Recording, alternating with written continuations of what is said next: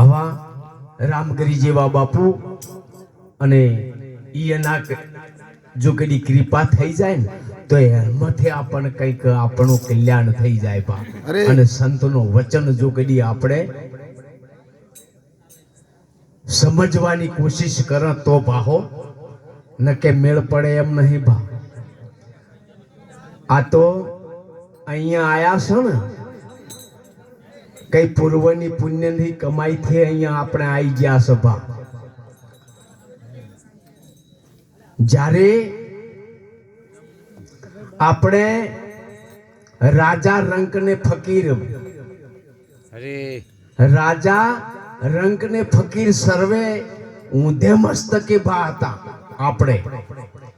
આપણે કદાચ અહીંયા 10-15 મિનિટ કોકને ઊંધા લબડાયો તો દશા જેવી થાય બા આપણી.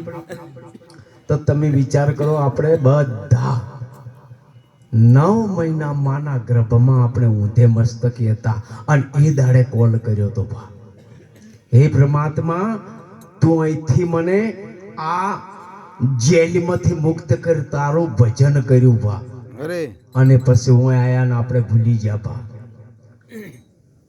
આપણે ગર્ભમાં કોલ કરીને આયા બા અને હું આયા ના જગતની હવાડીને એટલે વાત પટી ગઈ. શું કીધું કે હું આ કે તું અહીંયા ને મો પરમાત્મા શું કે ફેર બેટમજી મારા કને જ આવશો ને મારી જરૂર તમારે પડશે પણ ધીરારો. પછી ગયડા હોય એટલે કે હે ભગવાન, એટલે આ મૂર્ખ પહેલા તો જોઈ ગયો તો એટલે ભક્તિ બાળા વેશમાં ભા જમી જુઓ તો નરસિંહ મહેતા બચપનથી કરી, રોહિદાસ બચપનથી, મીરાબાઈ બચપનથી, પહેલાદ બચપનથી, ધ્રુવ 7 વર્ષનો ધ્રુવ એ ભક્તિ કરી બા. ધ્રુવ 7 વર્ષનો હતો ને પકડી દી બા. જ્યારે ધ્રુવના પિતાનું નામ જ્યારે ધ્રુવ અને માં સરુચિ ને વિરુચિ બે અને ઉત્થાન પણ ધ્રુવ. આ જ્યારે એમના પિતા પ્રવાસ થઈને આયા એટલે ધ્રુવે વિચાર કર્યો કે મારા પિતાને મળવા જવું છે બાપ.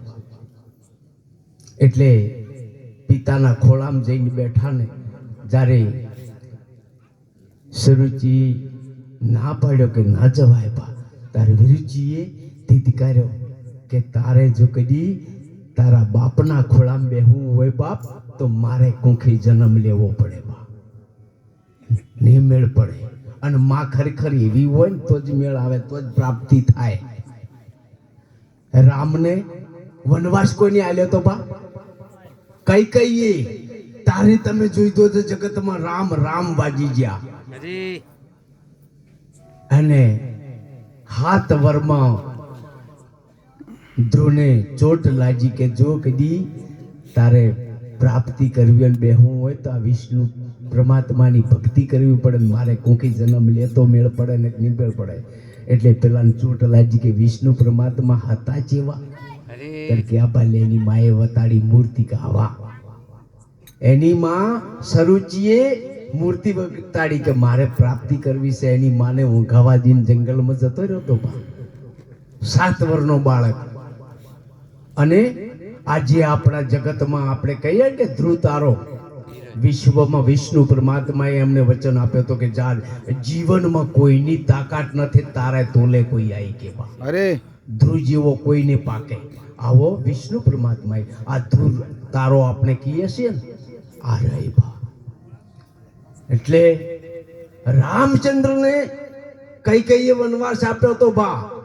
અને 14 વર્ષનો વનવાસ પૂરા કરીને આયા ને તારે પહેલા કોઈ જોઈ જાતા રામચંદ્ર ભગવાન કઈને મેલે જાતા બા. કેમ કે કઈના વચનથી 14 વર્ષનો વનવાસ પૂરો કરી અને આયા ને જગતમાં રામ રામ વાજ્યા. એને કઈના મેલે પેલા ગયા અને એ વખત કઈ એ વચન માજ્યું બા કે રામ મેં તને 14 વર્ષનો જો વનવાસ આપ્યો બાપ, અને 14 વર્ષના વનવાસમાં તને આટલી કષ્ટી પડી, સતત તને તું તારી માં કૌશલ્યાને મળવા નહીં જો અને મને મળવા આવ્યો બા.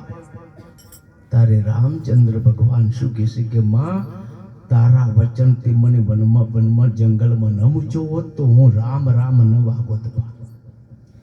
એકે કઈ વચન માંગ્યું કે રામ મને વચન આપ કે બોલ માં શું વચન કે એક વખત મારે કોખે જન્મ લે. તારે રામચંદ્ર ભગવાન શું કહેશે કે જન્મ મારી માં કૌશલ્યાને પેટે લેયો, પણ જન્મ તો તારા ખોળામાં આવ્યો બા. તમે જોયો કૃષ્ણ પરમાત્મા જેલમાં દેવકીને પેટે જન્મ લીધો અને જય જાતા જશોદા માં કર.